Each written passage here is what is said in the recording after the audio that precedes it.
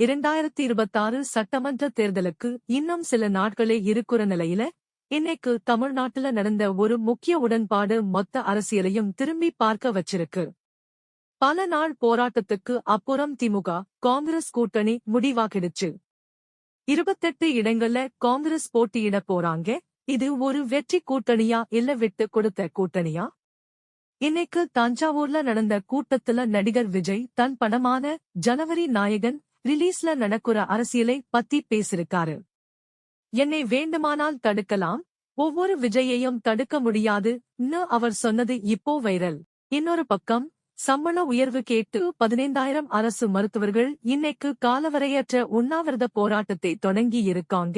இது தமிழகத்தின் சுகாதாரத்துறையே. விஜயின் அரசியல் வருகை திமுகவுக்கு போட்டியா இருக்குமா? உங்க கருத்து என்ன?